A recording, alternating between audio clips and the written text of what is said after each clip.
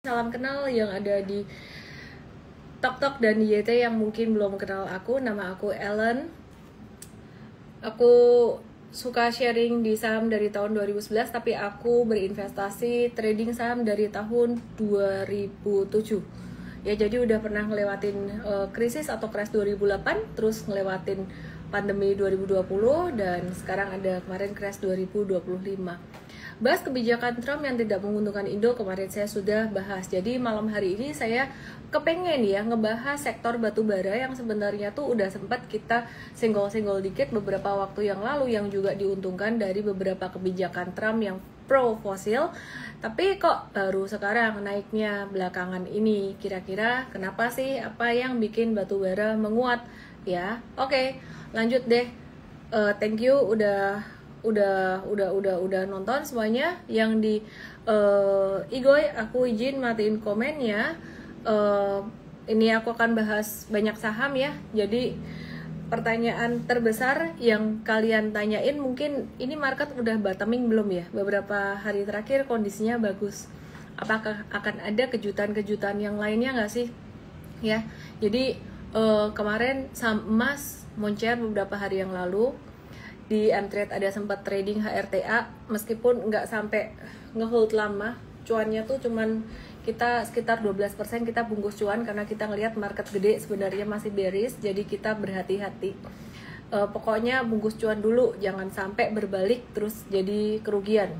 Terlepas abis itu dia masih lanjut naik, yang penting kita udah cuan, mensyukuri cuan yang ada. Waktu itu barengan sama Antam, jadi kenapa nggak pilih Antam? Sama aja sih sebenarnya, mau pilih Antam mau pilih HRTA, kebetulan waktu itu yang gerak HRTA duluan, dan kita nggak masuk dua-duanya karena ya buat meminimalisir resiko aja. Kondisi market waktu itu masih belum terlalu bullish ya. Terus kemudian pertanyaannya sekarang giliran saham batubara kah, akan naik sampai kapan, ada apa, apakah market udah bottoming, what's next, gimana kabar perang tarif yang sempat bikin heboh beberapa waktu yang lalu ya. Apakah Donald Trump itu udah diabaikan oleh investor-investor gede ya, sampai dia ada kebijakan yang nggak pro Indonesia ya, jadi dari negosiasinya agak-agak win-lose, nggak cuman agak sih, sangat win-lose, dan ngerugiin Indo, tapi kayaknya investor nggak terlalu peduli gitu, atau mungkin belum, atau pertanyaannya jangan-jangan market ini naiknya sementara. Langsung aja kita bahas malam hari ini di live bersama saya Ellen May. Oke ya, bersama dengan saya Ellen May, kok gak mantep. Kita lihat dari IHSG dulu sebelum saya bahas saham sektor komoditas secara khusus. Ya, oke, perhatikan di sini. Ini IHSG beberapa hari yang lalu sempat jatuh banget di tanggal 8 yang sempat bikin banyak orang khawatir, dan ternyata tanggal 8 itu bottoming. Saat ini membentuk V ya, jadi ini ada handle-nya. Terus per hari ini menarik banget setelah beberapa hari terkonsolidasi atau sideways dari 15, 16, 17, 18 April sideways. Per hari ini ada kelihatan breakout sedikit. Jadi ada sedikit breakout di IHSG ini. Pertanyaannya, apakah V-shape recovery ini kuat atau jangan-jangan ini sementara doang? Nah, untuk menjawab pertanyaan itu, yuk kita lihat tanda-tanda reversal sebelumnya yang pernah terjadi sebelumnya. Nah, jadi ini tren turun di market di IHSG itu sebenarnya terjadi sejak September Oktober 2024 kemarin ya. Jadi puncaknya tuh di September 2024. Setelah itu, teman-teman yang ada di TokTok, yang ada di YT, aku ada ngegambar chart yang ada di Igoy saat ini ya. Ini turun. Jadi resistance-nya udah mulai turun per 12 Desember atau 11 Desember. Ini resistance-nya makin turun lagi. Ya, jadi makin turun lagi. Terus kemudian makin turun lagi, itu membentuk lower high per 18 Februari. Jadi high-nya tuh kayak atapnya tuh runtuh dan patah terus. Nah, ada satu fakta yang menarik dalam beberapa hari terakhir ini IHSG kita ada breakout dari atap yang terakhir. Jadi atap terakhir tuh garis warna warna biru yang aku gambar di sini, ini IHSG-nya breakout dari garis warna biru ini. Pertanyaannya, wah berarti dia sudah tidak downtrend kah? Apakah dia menjadi uptrend? Sebenarnya belum tentu sih. Nggak downtrend itu kemungkinannya bisa jadi sideways dulu gitu. Nah, terus apa yang menandai dia jadi uptrend? Kita mesti tandain high and low yang sebelumnya juga. Jadi kalau misalkan dia ada breakout dari sini, dari tanggal 14 Maret breakout dari sini, ini breakout dari sini ya. Nah, ini dia melanjutkan tren naiknya, dia jadi uptrend. Kira-kira seperti itu. Ciri-ciri uptrend adalah terbentuk high and high, low and higher high and higher low. Higher high and higher low. Nah, itu dijelasin di M-Trade Academy dan lebih details di workshop Super Trader yang akan dilaksanakan di akhir April ini. Tapi this weekend itu udah sangat full sekali. Jadi teman-teman kalau mau ikut workshop Super Trader, just DM aku aja WST ya, WST. Itu tanggalnya ternyata sudah ada. Tim aku sudah menetapkan tanggalnya, saya malah nggak hafal. 27 sampai 28 September 2025 DM aku aja WST atau ke supertrader.id. Oke ya, terus kemudian aku lanjutkan bagaimana dengan saham-saham penggerak bursa atau penggerak indeks ya. Trennya sih sebenarnya tren gede masih turun, cuman tren pendeknya mulai sideways di sini. Terus hari ini saham-saham penggerak indeks datang dari sektor perbankan. Ya, jadi dari sektor perbankan. Kalau kemarin ya ini bentuknya mirip kayak IHSG ya, BCA-nya mirip kayak IHSG. Nah, jadi kalau diperhatikan kemarin asing itu net sell, hari ini mulai net buy.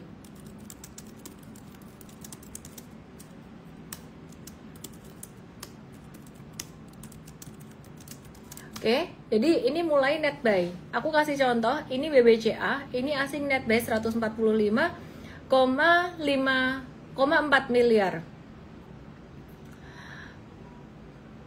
145,4 miliar dan ini masih sideways aja di level 8.500.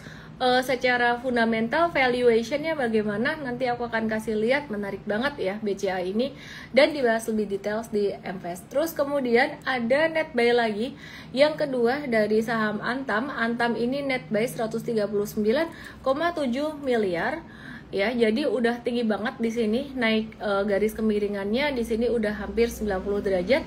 Kalau secara teknikal biasanya kita wait and see untuk saham-saham seperti ini. Jadi teman-teman tidak usah merasa kehilangan kesempatan ya.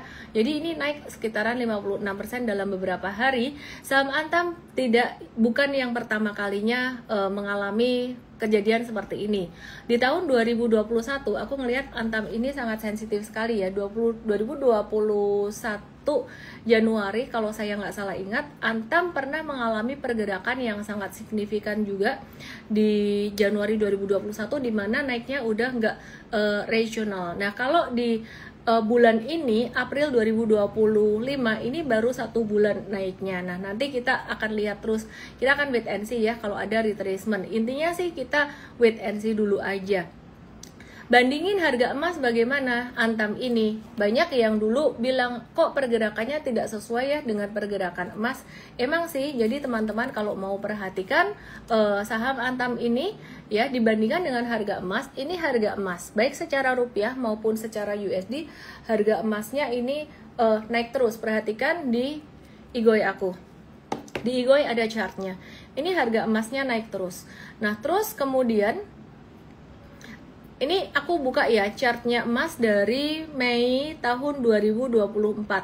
Nah, Mei 2024 tuh dia naik terus dari periode yang sama atau Februari 2024. Perhatikan ini chart emas, sedangkan ini chart Antam. Jadi teman-teman perhatiin, aku mau buka dari Februari 2024 ya, dari periode yang sama. Aku bersihin chartnya biar lebih kelihatan dari Februari.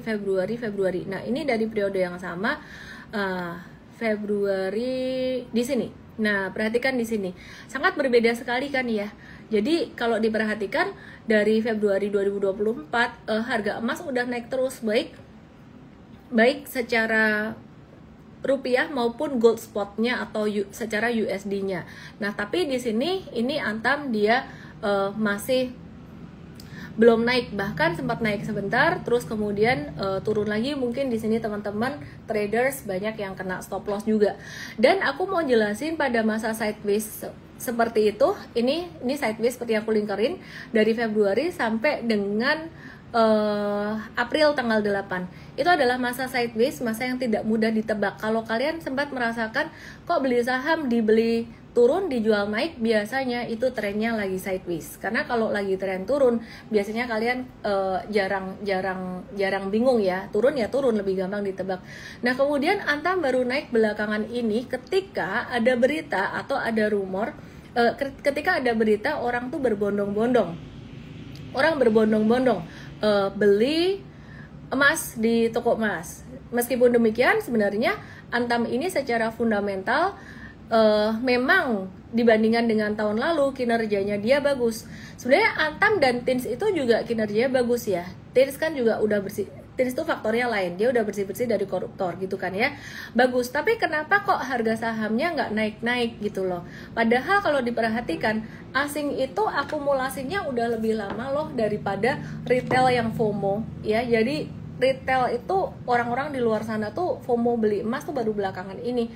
Tapi kalau investor besar, investor asing itu beli emas udah dari berbulan-bulan yang lalu, sejak harga sahamnya masih nggak kemana-mana, kira-kira seperti itu. Jadi menurut aku kesimpulannya, saya mau menyimpulkan satu hal buat Antam ini, dimana sepengalaman kami Antam itu bukan pertama kalinya dia tiba-tiba naik kencang. Terus setelah itu ya, ini aku tarik mundur lagi ke tahun 2021 ya, 2021. Perhatikan di sini Antam karakternya seperti itu. Ketika dia mau naik kencang di 2021 itu, sebentar ya, saya tarik dulu. Nah, ini dia. Ketika dia naik kencang di 2021 awal atau 2020 akhir, di Desember 2020 itu naiknya nggak kira-kira bisa sampai naik ratusan persen ya. Jadi bisa naik sampai ratusan persen. Perhatiin di sini, ini naik sekitar, nih ya, aku coba ukur ya. Ini naik sekitar 78% sebulan. Nah, mirip kayak sekarang. Terus bulan kedua dia naik lagi sekitar 200-an persen ya. Jadi dia naik lagi sekitar 200% dalam 2 bulan. Nah, pertanyaannya apakah this month dan next month Antam akan kayak gini juga, jadi naik 200%. Kita coba, aku coba menuju ya, aku buka chart daily-nya menuju ke tahun 2021 atau Desember 2020. Kita lihat patternnya bagaimana. Date custom range, oke. Sebentar ya, Desember 2025 00. Teman-teman yang ada di TokTok yang di YT ke Igo ya. Aku lagi mau cari chartnya daily. Mundurin dulu tahunnya, terus tadi nggak mau mundur soalnya aku pakai itu 2022 2021. Yuk kita ke, ya di sini cukup deh, Januari 31 2021. Let's go. Oke, kita lihat daily chartnya. Loh, balik lagi 2025. Let's go. Oke. Nah, perhatikan. Ini di 2021, dimana abis itu kejatuhannya juga cepat. Ini ada double tops dan abis itu jatuh lama ya kan. Nah, ini perhatiin teman-teman, ketika awal dia naik di bulan Desember tetap ada sideways-nya. Jadi naik ada sideways-nya. Jadi maksud aku sih teman-teman yang kalau misalkan mau trading Antam saat ini nggak usah merasa FOMO atau merasa takut tertinggal. Cari aja nanti pattern sideways kayak gini. Jadi kalau ada sideways dikit ya, jadi kalau ada sideways dikit di sini teman-teman bisa manfaatkan untuk watch buat buy. Disclaimer, aku agak berhati-hati bilang watch buat buy karena aku nggak mau teman-teman FOMO terus kayak apa ya, harus beli gitu loh. Aku jadi lebih berhati-hati ngomong soal recommendation tuh ketika aku baca buku Psychology of Money. Itu sebenarnya sangat masuk akal sekali sih ya. Jadi orang-orang yang udah berinvestasi lama jadi realistis gitu. Oke, intinya sih lebih ke manage risk. Kayaknya kalau kondisi saat ini banyak saham yang naik, itu aku nggak tahu. Kalian masih ingat nggak sih psikologi market di tanggal 7 April? Itu masih liburan, tanggal 8 April. Itu takut banget, aku mau nyalain komen dulu. Masih ingat nggak? Tanggal 7, tanggal 8 April itu market sangat fear sekali. Warren Buffett bilang, be greedy when others are fearful. Dan bener abis itu kan naik. And be fearful when others are greedy. Jadi kalau untuk emas fisik sekalipun, kalau dipakein prinsipnya Warren Buffett, ya you know what I mean, kira-kira begitu. Ingat nggak? Aku cuma mau nanya, ingat nggak tanggal 7, tanggal 8 April itu gimana? Ingat ya? Oke. Panik kan? Nah, tuh ada yang bilang only for following. Ainun, ingat kan ya? Sampai ada simulasi, ya simulasi trading halt. Jadi you know what I mean gitu loh. Jangan sampai lupa di market bisa ada surprise. Nanti lain hari aku bahas soal surprise ya. Oke ya. Intinya sih kita mesti rasional. Rasional tuh artinya kalau naik kenceng syukurin gitu loh. Jadi trade udah dapat cuan dari satu saham emas, HRTA, wes syukurin gitu. Kalau turun banyak jangan stres. Naik kenceng syukurin, nggak boleh FOMO. Gampang tau ngomong kayak gini. Prakteknya tuh buat teman-teman yang masih pemula susah. Pasti udah ngelihat saham-saham yang naik kenceng dari tanggal 8 sampai sekarang. Ada yang berasa kayak stres gitu, kayak aduh harusnya kayak gitu. Oke ya, aku lanjut ya. Aku matiin komennya, aku lanjut lagi. Nah tadi tuh sebenarnya kita baru ngebahas poin-poin dari apa yang bikin market bergerak aktif hari ini gitu loh, dari saham penggerak bursa. Tadi baru bahas asing ada Netbuy, BCA dan Antam. Terus bagaimana kabarnya dengan saham-saham yang lain? Ada Netbuy, BMRI 134,8 miliar, terus PANI yang sempat populer di tahun kemarin 55,4 miliar, BRIS 48 miliar, nanti kita akan bahas, oke ya. Oke, aku mau bahas dari bankingnya dulu nih. Banking gimana nih kabarnya saham-saham banking? Aku langsung aja cepat aja bahas saham banking. Jadi sebenarnya peluang itu kalau di market kondisi saat ini, strategi aku buy di bawah, ya jual di atas gitu loh. Kalau misalkan ada yang breakout, ya kita sangat konservatif ya. Jadi misalkan 5 atau 6 saham dari satu sektor breakout, paling kita pilih satu aja, maksimal 2 gitu. Jadi M-Trade lebih ke nitip sendal kira-kira kayak gitu. Oke ya.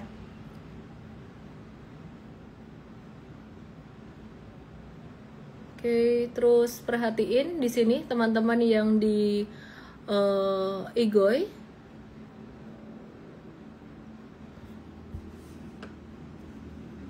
Perhatiin yang di Igoy. BMRI. Aku mau kasih lihat valuation ya. Kali ini aku kasih lihat valuation. Udah lama aku nggak kasih lihat kalian valuation big banks. So, perhatiin di sini. Ini BCA. Dia valuasinya, ini aku gedein sedikit gambarnya biar kalian bisa lihat. Di standar deviasi -1, dia nyentuh deviasi -2, nyenggol doang, itu tanggal 8 April kemarin. Jadi nanti kalau Donkin 0 lagi berulah jangan takut, jadi kalian dikasih diskon lagi gitu ya. Aku tadi malam baru sadar ada banyak sekali WA yang tidak terjawab tanggal 7 dan tanggal 8 April. Waktu itu aku lagi banyak flight, jadi so sorry banyak gak kejawab dan mereka panik gitu loh, nanya jual atau enggak gitu, dan sekarang udah tahu jawabannya.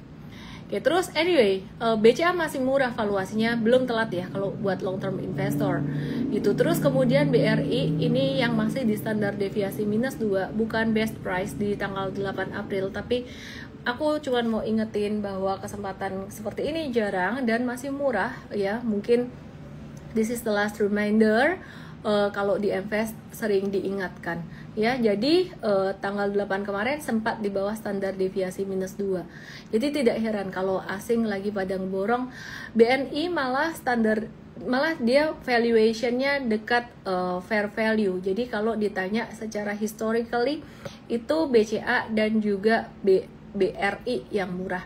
Sebenarnya ngelihat valuation yang bagus, ngelihat ke depan juga, projection ke depan. Tapi ngelihat ke belakang oke juga ya, supaya kita bisa lebih realistis juga. Nah terus Bank Mandiri ini valuationnya baru diskon sedikit. Ternyata kemarin dekat standar deviasi -1 pas tanggal 8 April doang, tapi sekarang sedikit di bawah fair value. Loh, bukannya secara PBV ini lebih rendah BMRI dibandingkan dengan BRI, dan bahkan secara PBV itu bukannya BBNI lebih rendah dibandingkan dengan BRI. Betul sih, saya setuju kalau sama-sama saham dari sektor yang sama. 4 itu BNI yang paling rendah valuasinya, tapi secara historical loh. Secara historical yang paling diskon itu sekarang malah BRI dan BCA, surprisingly ya. Nah ini artinya apa? Artinya BNI ini memang secara historical dia angka PBV-nya memang selalu lebih rendah daripada BCA, BMRI maupun BBRI ya. Saya tambahin satu bonus lagi, ini BBTN. Meskipun sudah naik beberapa hari terakhir, BBTN ini jadi salah satu menu yang menarik di Mvest juga gitu. Jadi Mvest kita mulai ada portfolio design. Besok kita akan ada gathering jam 3 sore. Yang nggak bisa nonton di Mvest ada rekamannya. Itu kita akan bahas secara fundamental beberapa saham yang menarik ya secara fundamental. Nah, jadi di sini BBTN hanya BBTN dan BRI yang kena standar deviasi -2. Nah, selalu begini, psikologi marketnya selalu begini. Filternya hilang. Tadi ini nggak pakai filter saya, jadi begini saya. Nih ya, aku kasih filter ya. Lebay banget filternya. Sorry. Aku gila dewe liatnya. Malah jadi jelek pakai filter. Apa sih ini? Sorry ya, get distracted. Udah ini aja lah. Selalu ya. Jadi orang itu kalau pas dikasih best price terendah, ketakutan. Dikasih udah naik malah serakah. Ilmu yang penting banget sebenarnya diajarin di Mvestart hari Sabtu kemarin. Itu aku ngajarin tentang prinsip-prinsip investing Warren Buffett yang recordingnya ada di Mvest Academy. Jadi Mvestart Warren Buffett kemarin, Mvestart 5 itu kita up di Mvest Academy. Jadi yang diajarkan tuh sebenarnya bukan cuman metode aja, tapi bagaimana mindset dia tuh bisa bertahan di tengah godaan banyak gitu loh. Anyway, itu yang aku pengen update buat 4 big banks, dimana hari ini aku sebenarnya pengen ngebahas tentang komoditi. Jadi setengah live aku udah ngebahas macem-macem nih. Tadi udah bahas komoditi dikit ya. Oke, aku mau ngebahas emas lagi ya. Balik ke emas ya. Emas, mari kita bahas emas. Teman-teman lihat di sini. Hari ini tau gak sih? Harga emas itu all time high. All time high sempat menyentuh level tertinggi sepanjang masa di 3412. Padahal aku ingat dulu 2012 emas itu sempat ATH. Berkali-kali aku ngingetin kalian, semua ada siklus, ada waktunya. Kalau kalian bilang emas itu pasti naik dalam jangka panjang, aku mau ingetin ya. Sempat turun lama juga dari 2011 puncaknya hingga bottom 2015, dan baru BEP yang nyangkut di 2011 itu baru BEP di tahun 2020, terus rugi lagi, baru cuan di 2024. Jadi kalau kalian ada salah timing beli emas di 2011, itu kalian nyangkut 13 tahun say. Itu fakta yang tidak banyak orang tahu. Jadi kalau kalian nanya beli emas dengan beli saham for big banks, menurut aku sebenarnya yaitu kurang lebih sama. Jadi siklusnya aja yang berbeda. Nah, kalau kalian nanya ya, sekali lagi saya akan jawab. Dengan pattern seperti ini, saya dulu sempat ditanya hal yang sama pada saham perbankan di September 2024. Canggung saya ngomong, boleh investing. Iya, tapi dengan strategi DCA. Sama halnya dengan emas saat ini. Kalau saya belajar pada guru saya untuk long term investing, Warren Buffett, canggung lah saya bilang, beli emas, nggak mau gitu. Karena prinsipnya Buffett akan ngumpulin seandainya dia menerapkan ilmunya dia ke emas, dia akan ngumpulin tuh pas lagi di bawah-bawah kayak gini untuk lamsam. Nah, kecuali kamu pakai strategi DCA itu yang aku jelaskan di buku Nabung Saham Sekarang yang ada di belakang aku yang warnanya biru itu. Ada di toko buku Gramedia juga ada ya. Nah, terus perhatikan di sini ya, ini beli di DCA itu dibahas juga di Mvest, beli secara bertahap dengan nominal yang sama. Jadi nggak peduli naik ataupun turun, kalau kamu DCA dengan nominal yang sama pasti beli di atas dapat dikit. Dan DCA di saham juga sebenarnya returnnya oke, cukup melindungi karena pas dapat di bawah sahamnya tuh dapat banyak. Jadi anyway, aku balik lagi, kalau kalian nanya boleh beli emas nggak? Kenapa sih aku tuh agak-agak bukannya gimana ya, kalau sama orang yang awam banget investasi, dia tiba-tiba kenal sama saya, kamu LMA ya? Iya gitu, nggak pernah nonton live gitulah, pokoknya tiba-tiba nanya, besok saham yang naik apa? Saya langsung bengong, gimana jawabnya ya? Ya secara teknikal sih kurang lebih tahu lah, ada gambaran gitu loh, tapi aku nggak mau kayak dianggap kayak dukun togel gitu. Demikian pula dengan emas ya. Jadi kalau misalkan ditanya, emas naik nih, beli atau enggak? Ya nabung-nabung aja lah dikit. Nggak akan saya sarankan untuk langsung beli banyak. But you know, teman-teman yang ngikut live saya setiap hari, apalagi ikut Mvest, lebih tahu ilmunya, prinsipnya, ngikut Mtrade, ngerti caranya. Kamu udah ngerti, aku nggak perlu ulang lagi. Jadi nggak perlu FOMO. Ya itu chart emas tadi very beautiful karena aku kasih lihat monthly chart ya. Perhatikan kalau daily chart dia bentuknya jadi kayak gini sih. Yang trading emas juga udah mesti harus hati-hati trading emas di futures. Sekarang kita mau bahas saham batubara. Kenapa saham batubara naik? Ada beberapa katalis positif ya. Yang pertama tuh aturan royalti itu bisa bikin perusahaan batubara IUPK seperti Bum Bum, Indi, dan AAD itu bisa mengatur beban royalti secara lebih efisien. Jadi hari ini yang arah Bum Bum, mungkin besok bisa saham-saham yang lainnya. Nah untuk yang arah Indi salah. Untuk Bumi sendiri, Bumi Resources ini juga dia udah ngebentuk V-shape recovery. Tapi ini sebenarnya Bum Bum ini udah naik beberapa hari berturut-turut ya. Jadi dia breakout, dia kena resistance sekitaran level 113. Dia sudah naik beberapa hari berturut-turut. Menurut aku sih watch yang belum gerak ya. Yang belum gerak ada apa? Sebenarnya yang terdampak positif itu si Bum Bum, terus kemudian ada Indi dan juga ada AADI ya. Jadi perhatikan di sini Indi itu menariknya dia ada V-shape recovery ya. Jadi tadi dia juga kebetulan naik cepat dan kita titip sendalnya di AADI. AADI itu kenapa kita pilih AADI? Secara fundamental AADI itu sangat menarik sekali ya dan valuasinya murah. Terlepas dari gerakannya dia sama-sama naik, tapi kemudian Indi setelah itu dia gerak lebih cepat gitu ya. Jadi istilah kata teman-teman, loh kok cepet Indi geraknya, kenapa yang dipilih AAD? Sama aja pas breakout juga naiknya mirip-mirip, kurang lebih seperti itu. Nah jadi kalau teman-teman mau probabilitas saham naik kamu tinggi dari sektor yang sama, ya berarti pilih 2 atau pilih lebih dari 1, karena kita nggak bisa benar-benar nebak 100% sama-sama naik mana yang lebih cepat gitu ya.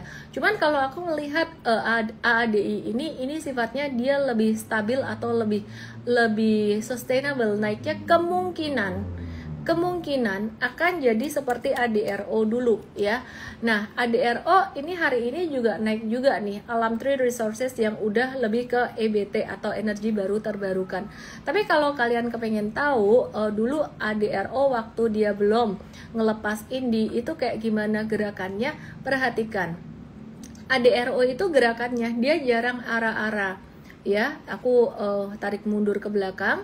Nah, gerakan ADRO ini dia naiknya cenderung lebih steady, naik dikit-dikit, kemudian turun dikit-dikit, terus naik ya. Jadi kalau uptrend dia jarang arah ya, jadi perhatikan ini naiknya lebih steady. Nah, pertanyaannya apakah AADI bisa seperti ADRO di tahun 2024 kemarin, naik terus gitu. Nah, ini kan kemarin sebenarnya karena mau ada dividen gede. Kita nggak tahu, tapi seperti yang aku udah bilang beberapa waktu yang lalu, bahwa kalau aku sih personally aku beli AADI ini, aku interested buat dividen investing buat tahun 2026.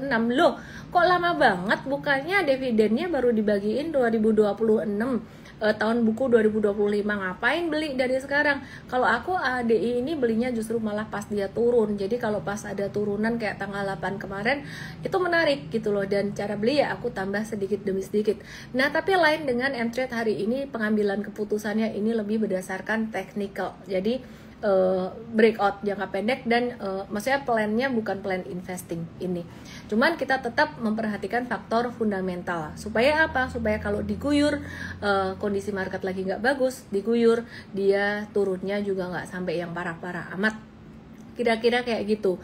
Nah, jadi Bumbung, Bumi, Indi dan Adi ini mengatur beban royalti secara lebih efisien. Jadi biayanya bisa makin ringan, marginnya bisa makin tebal. Tapi ada perusahaan lain yang sebenarnya dirugikan ya. Tapi kalau yang diuntungin ya teman-teman ada 3 ini.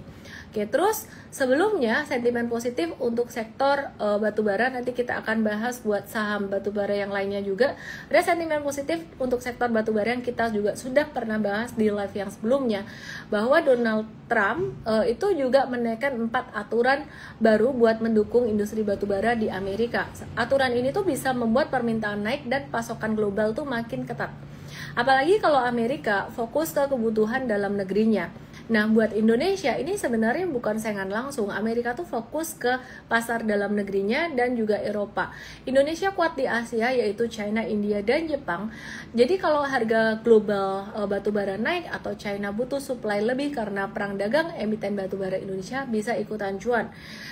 Sentimen negatifnya sebenarnya dari perang dagang, jika perekonomian China, produksi manufaktur China turun karena perang dagang, mungkin beberapa perusahaan mengalihkan produksinya ke negara lain seperti Vietnam.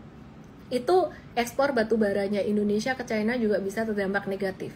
Cuman kalau aku perhatikan sektor batu bara ini meskipun harganya siklikal, dividennya tuh selalu renyah gitu. Jadi baik untuk saham AADI ataupun PTBA, ITMG, UNTR itu dividennya renyah gitu.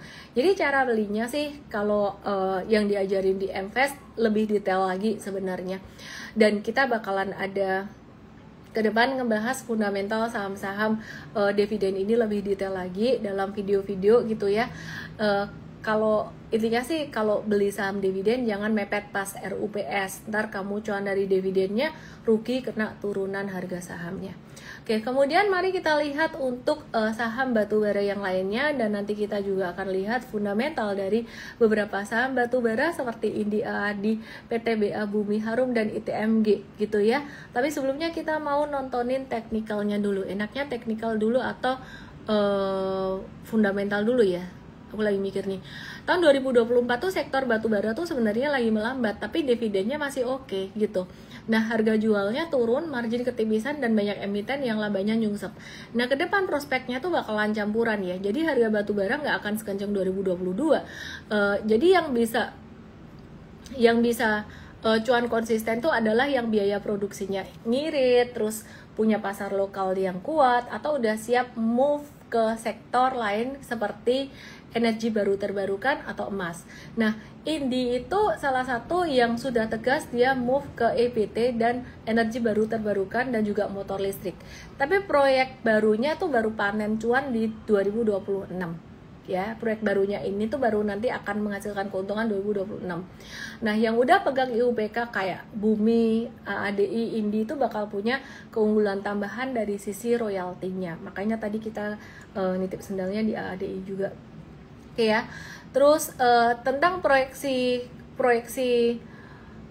royalti batubara dan lain-lainnya, ini ada tabelnya lengkap sebenarnya. Besok kita akan bahas di Gathering Invest untuk fundamental dari saham-saham sektor komoditas ini. Coach Merlin tolong di remind ya, di grup tolong di remind ya. Oke, jadi jangan lupa bahas saham sektor komoditas batubara yang bakal bagi dividen tinggi. Anyway, aku mau bahas technical deh, tiba-tiba kok jadi moodnya ke technical karena fundamental nih banyak banget numbersnya di depan aku worry kalian bakalan bosan gitu ya. Jadi PI-nya yang masih murah saat ini tuh sebenarnya Indi PI-nya mahal. Yang masih agak murah tuh PI-nya si AADI. AADI itu saat ini si Indi PI-nya current di 45,8, terus AADI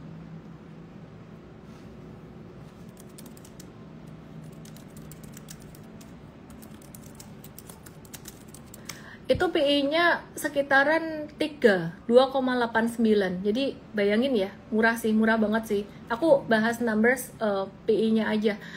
Terus kemudian PTBA PI-nya juga lumayan murah, sekitaran 6 kalian, meskipun kalau dibandingin dengan average-nya ya pasti average sih ini. Jadi aku ini ngebandingin per sektor sekarang dengan saham lain per sektor, beda sama banking tadi. Bumbung PI-nya 38, historically juga mahal, lebih mahal dari historical. Terus Harum PI-nya 13,49. Harum ini dia ada metals juga di dalamnya. ITMG PI-nya 4,25. Ini dibandingkan historical dia diskon. Nah, jadi para pemburu dividen harusnya memperhatikan hal-hal seperti ini yang lagi valuation-nya murah. Jadi ITMG tuh valuation-nya lagi diskon, terus kemudian AADI juga valuasinya juga paling murah sih, paling murah gitu.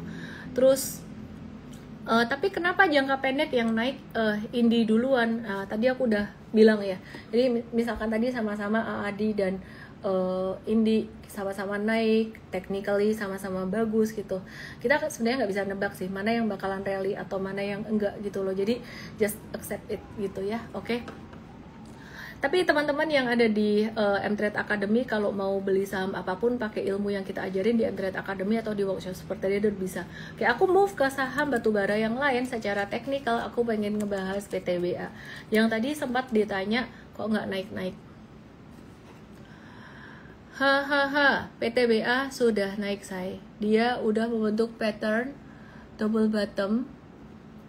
Ya, dia udah naik. Naiknya tidak segila AADI, tapi sama dari bottomnya malah 24 Maret ya. Jadi di tanggal 8 April itu dia sudah sempat naik, turun lagi. Sekarang naik 23%. Terus siapa sih sektor ini yang belum naik, yang belum gerak? United Tractor ini belum banyak naik ya. Jadi kalau yang lain udah breakout dari V-shape-nya recovery, ini United Tractor ini baru V-shape, baru belum breakout gitu loh. Terus ITMG yang tadi dibilang valuation-nya murah banget, itu buat aku sih menarik banget sih ini. Ini menarik banget gitu loh, tapi nggak dapat dividen kemarin Miss lah, fokusnya apa gitu. Ini buat trading menarik, buat investing juga menarik.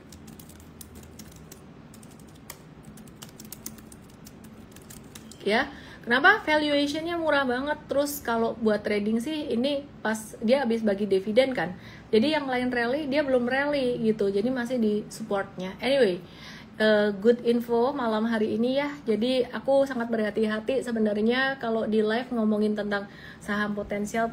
Aku kasih disclaimer kenceng ya, ini bukan suruh kamu beli saham, karena banyak teman-teman yang suka FOMO kalau masih pemula, begitu dengar saham bagus langsung banyakin masuk di situ ya.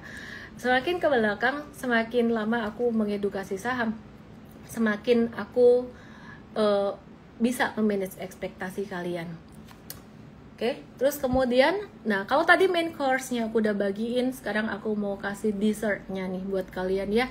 Dessertnya dari Indostox ya. Ini Bum bakal ada lakukan kuasi reorganisasi untuk menebar dividen. Boom Boom bakalan kasih dividen gede juga. Terus ada Adikarya mau ngasih mau ada kontrak baru 2 triliun, dan sektor apa namanya, construction juga udah naik banyak. Ini bukan rekomendasi beli. PTPP bayar utang lebih cepat ya. Jadi chart ada di Igoi aku @elme_official. Proyek baru naik 32%, terus CTRA ada penjualan properti 3,16%, dan dia turun 5% secara tahunan, tapi naik sales marketing salesnya turun secara tahunan sedikit, tapi naik secara kuartalan 35%. Lupa ganti chartnya di CTRA, aku habis lihat data fundamental sedikit. Aduh lapar guys, lapar. Sebelum live ngapain? Gak makan, mainan sama Ara. Nah, S Hardware kita udah mulai ngecek valuationnya lagi ya. Jadi S Hardware ini mencatat pertumbuhan penjualan toko yang sama itu sebesar 8,6% di Maret 2025 itu year on year, dan ini satu angka yang sebenarnya bagus buat sektor retail meskipun di tengah perlambatan perekonomian global. Barangnya Aces ini mestinya banyak barang inilah dari China Chungkuo tuh. Jadi hopefully nggak kena ini ya. Ya, hopefully nggak kena efek perang dagang atau gimana sih gitu. Tapi yang lebih kena efek perang dagang semestinya yang ekspor ke Amerika gitu ya. Tapi ya anyway nggak terlalu ngefek, cuman khawatirnya lebih ke perlambatan perekonomian. Amit-amit deh kalau misalkan ada banyak PHK ya dari industri yang lain yang kedampak perang tarif. Oke, terus kemudian buat MAPI Mitra Adi Perkasa ini kinerjanya masih flat, restoran masih loyo juga. Terus DCI ini saham yang sempat kalau naik tinggi banget ya. Ini pendapatannya naik 118% tahunan, down by liquidity-nya kecil banget ya.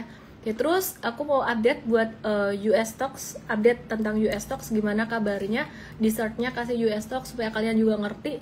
Tesla lagi di bottom, lagi di dekat support. Saya nggak tahu apakah ada yang trade US stock atau enggak ya. Jadi follow my channel juga, jadi my Igoi channel. Kadang-kadang aku bisa randomly bahas US stocks. Terus kemudian ini lagi di support ya, nanti aku akan update di channel aku. Terus kemudian Nvidia ini juga dia naik 1,4%,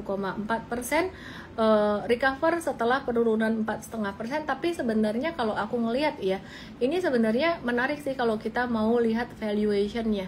Jadi kita kalau ngelihat valuationnya Nvidia ini nanti akan ada diskon juga gitu.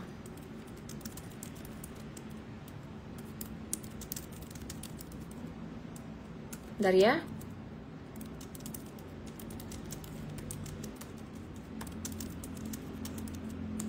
Aku mau update dikit tentang US stock nanti di channel aku. Semoga nggak ketiduran karena aku mau makan dulu habis ini.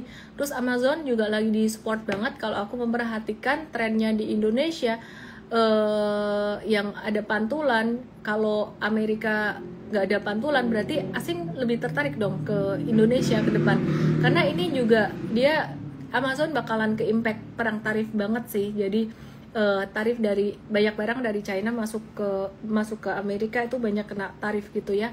Terus kemudian yang menarik ini ada saham FSLR itu naik 7,8% ya. Jadi di sini udah mulai ada tanda bullish reversal juga. Anyway teman-teman, Donkino ada merencanakan potong harga obat di Amerika supaya setara dengan harga internasional. Jadi itu yang jadi sentimen positif buat sektor farmasinya di Amerika. Buat yang trading US stock, ntar aku update aja di Igoi ini aku, Igoi channel aku ya. Udah itu aja sih, semoga bisa bermanfaat semuanya. Jangan lupa yang mau ikut workshop Super Trader 27-28 September ini pas lagi buka early bird, nanti tiba-tiba penuh aja gitu. Kalau yang April this weekend udah penuh banget, DM aku WST atau ke supertrader.id. Kamu bisa belajar tentang semua tentang analisis untuk bisa dipakai untuk saham Indonesia, US stocks, crypto, China stocks manapun bisa buat memprediksi atau analisis harga komoditas, bisa kamu dipakai untuk berdagang juga bisa. Kalau kamu ada kebutuhan mau tahu tentang mata uang negara lain buat keperluan bisnis kamu juga bisa. Oke, semoga bermanfaat. Aku lihat komen dulu yang ada di Igoy. Laper. Udah selesai live-nya. Tadi waktu live yang di Igoy nggak lihat, mungkin yang di TokTok yang di DT lihat gara-gara ini. Wah, gila, ini sakti banget nih. Ini minyak 3 abang yang ada di Thailand. Baunya ya ampun, baunya nyong-nyong banget sih. Ini suamiku nggak suka, baunya nyong-nyong banget, tapi panasnya luar biasa ya. Jadi aku tadi iseng pakai sini dikit sambil nge-live, kepanasan, harus dilap pakai tisu. Halo semuanya yang baru follow aku di Igoy, thank you gift-nya yang ada di TokTok. Thank you gift-nya semuanya. Kenapa rambutnya kayak lengket baru abis keramas? Perhatian banget sih kamu, Chandra Dewi. Keramas belum sempat ngeringin rambut gara-gara tadi keasikan main sama Ara. Ada prepare workshop juga sih buat sama tim aku buat this weekend. PTBA atau AA di Ci? Dua-duanya oke kok. Masalahnya aku udah punya PTBA banyak, jadi aku mau di kemarin pas turun-turun. Disclaimer loh ya, ntar kalau pas dibawa turun lagi jangan marah-marah loh, karena kalau dibawa turun lagi adinya aku malah seneng. Wilsar Bali itu plannya beda sama M-Trade ya. Kalau M-Trade yang tadi baru review buy itu buat trading. Entah kenapa bau lipstick tuh enak ya, tapi tidak semua lipstick. Yang ini baunya kayak coklat. Udah kelar. Oh, Pani udah dibahas belum? Belum nih, lupa bahas Pani. Ada tanda reversal kayak mau naik dikit gitu sama saham-sahamnya Papa PP. Cuman ini kan banyak saham yang bagus ya. Jadi tadi kita lebih ke saham yang lebih ada fundamental gitu sih. Loh, trading katanya pakai technical, kok jadi ada fundamentalnya? Karena kondisi marketnya lagi belum bullish ya. Kalau kondisi market bearish kayak gini, kita pakai fundamental itu lebih bagus gitu. Jadi kalau diguyur sama investor asing, mereka masih lihat fundamental, guyurannya nggak terlalu dalam.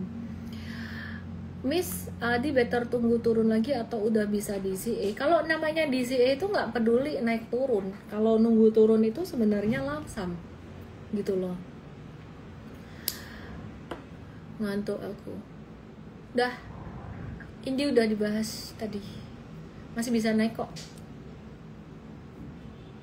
Bau spidol lebih enak. Apa enaknya bau spidol? Bau spidol ya? Yang di YT bau spidol nggak enak. Apa sih? Ruli Bahrul Ulum. Java jebakan dividennya kok parah banget sih. Semua kalau saham dividen gede ya jebakan dividen trapnya parah. Fore, aku nggak mau saham IPO. Aku maunya saham IPO tuh kalau fundamentalnya bagus terus turun tajam. Sekarang aku nanya kamu deh, kamu tau nggak fundamental Fore gimana? Coba ceritain aku dong, barangkali ada yang tahu.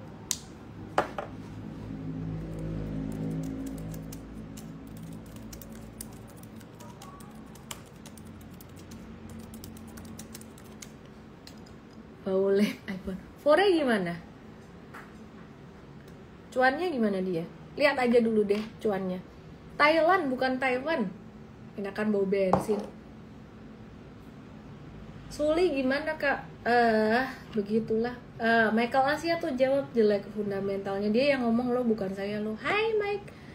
Wifi gimana kak? Apa bisa nyentuh 3000? Aduh, itu aku jadi teringat kayak dulu saya sering ditanya orang zaman 2000, udah nggak usah jauh-jauh deh, Pani bisa nggak sampai ke 40, bisa nggak usah halu lah ilmunya super trader tuh ngelihat belokan reversal jual. Kalau kita nggak mau kayak target nggak dan nggak mau percaya. siapapun, saham apapun, saham ini mau kemana. Bahkan saham yang bagus pun macam BCA, kita nggak peduli dia mau kemana, naik turun ya udah, apa yang kita lakukan pas turun gitu. Nasrul Labib bilang mirip Teguk bakal ke Gocap. Waduh, Koilet Tuber 01C ini yang paling jujur. Ada influencer bilang cash aja dulu, tahu-tahu udah masuk banyak WK. Fore sempat ikut, harga awal udah 400. Coba deh aku nanya kamu deh, yang nanya Fore, simple loh analisis tuh buat investing tuh ya. Kamu ngelihat laba dulu aja. Gitu wae, tok we satu wae itu. Meskipun tuh Ayo Ijo bilang Yupi tuh dari IPO udah nyungsep 35%. Coba tebak-tebakan deh. Coba tebak, aku pengen tahu kalian ngerti nggak sih labanya. Laba aja dulu satu.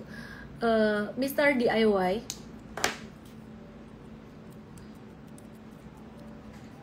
Mr. DIY. Coba cek laba tok wai. Laba tok, ngerti nggak?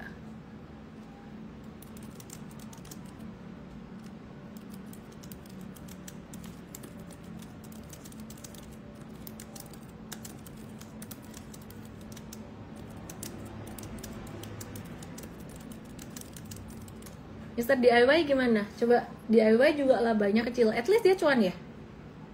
Cuan gak sih? Ini sama anak naga kapan IPO? Mana aku tahu. Blue toh? Nggak IPO kata Paya ya. Kemarin kalau nggak telat jualan, Fore sempat 500 di awal market buka. Iya, itu sama-sama IPO, take profit aja sehari 2 hari. Saat ini sama IPO dan fundamental terbaik itu masih AAD menurutku. Tuh Verizon itu M-trader atau investor sih. Ya wes gitu aja. Semoga bisa bermanfaat. Kalian yang penasaran sama IPO di Invest, kita akan bahas deh. Lebih banyak bahas tentang fundamental. Itu aja yang saya bisa. Oh, TBIA. Yang anaknya mau IPO. Wah, habis kamu nanyanya naga sih. Ya, aku mikirnya BCA dong. Aku lapar. Tadi aku mau makan. IPO tuh yang penting siapa underwriternya bakal nampung, sesimpel itu. Pokoknya jual dalam beberapa hari pertama dia naik wes gitu aja. Dadah, good night. Jangan lupa yang mau ikut BST masih early bird 27-28 September, jangan sampai nanti tiba-tiba full aja gitu, karena yang April ini udah full dari dulu punya sih. Dan 5 kali bilang lapar dihitungin pula. BBTN udah tak bahas di awal, banget. Thank you Bu Jomailan dan semuanya. Terima kasih yang ada di Tok giftnya. Terima kasih yang ada di YouTube. Antam besok masih naik lagi karena emas naik terus. Kalau kamu bilang Antam naik karena emas naik terus, aku setuju. Antam masih tren naik dan masih bisa naik. Itu aku setuju. Tapi kalau kamu bilang Antam naik karena emas naik terus, emas naik dari Februari 2024, Antam naik baru beberapa hari terakhir ini. Itu enggak totally correlated. Nangkep ya? Dah, good night. Thanks Eric Liang, Yen Lim Fang.